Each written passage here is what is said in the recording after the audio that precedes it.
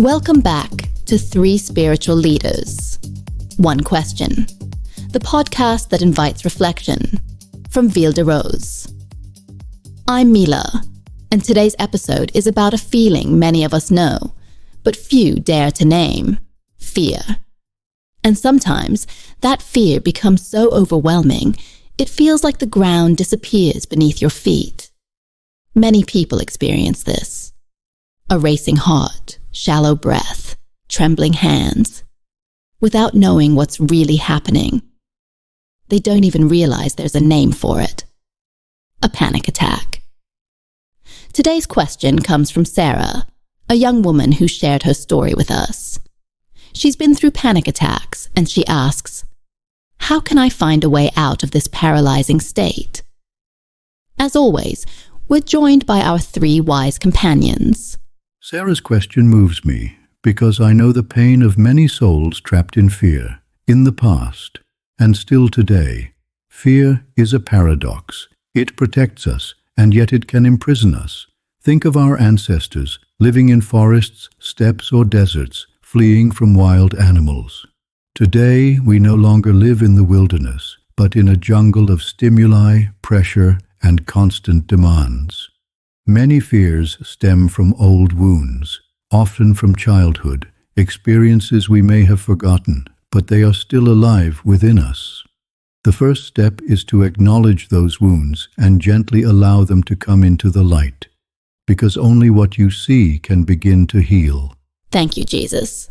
Mohammed, how do you see this? Dear Sarah, your fears are understandable. The soul is like a garden. If we don't tend to it, weeds and thorns will grow. Many fears arise because as children we lacked the safety or understanding we needed. It's as if we carry a backpack filled with heavy stones from the past. To lay it down, we must examine each stone, understand where it came from, and then release it with forgiveness and acceptance. A powerful image. Thank you, Mohammed. Buddha, what is fear in your view? May all beings be free from suffering and from the causes of suffering. Dear Sarah, the root of fear often lies in separation from our true self. As children, we learn to adapt in order to be loved. In doing so, we silence our true feelings. These unexpressed emotions return later as fear. A panic attack is the soul's loud cry. Something inside you longs to be seen. The path to freedom is the mindful exploration of your inner landscapes, through awareness, through compassion for yourself, and through quiet reflection on your story.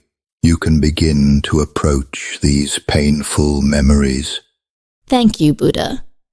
Jesus, that touched me deeply. You spoke of old wounds. Mohammed spoke of heavy stones in a backpack. How do these images connect? As you said, Mohammed, I too know those stones in the backpack, and sometimes we need someone to help us recognize them. Many people feel the weight, but not the reason for it. I say, be patient and gentle with yourself. These fears are old injuries, and they need time to heal. Sometimes it only takes a listening ear, a question from someone else. Sometimes it's just a single question, and suddenly everything becomes clear. And yes, sometimes it takes people who have learned how to walk with others through dark times, with compassion and wisdom. God does not only work through prayer, but often through the people He places at our side. Accepting help is not weakness, it is trust. In life, in connection, in the divine mystery that carries us all. Thank you all. You've shown how deeply fear is rooted in our stories, and how healing begins with patience and kindness. Dear Sarah, and all of you who felt something similar, your fear is not a weakness. It is often an echo from the past, waiting to be heard. And now, a question for everyone listening. If your fear stood before you, what would you say to it? Thank you for being with us. Feel free to write to us. Tell us how you feel, or what question you'd like to share for the next episode. See you next Sunday for the next chapter of Three Spiritual Leaders. One question.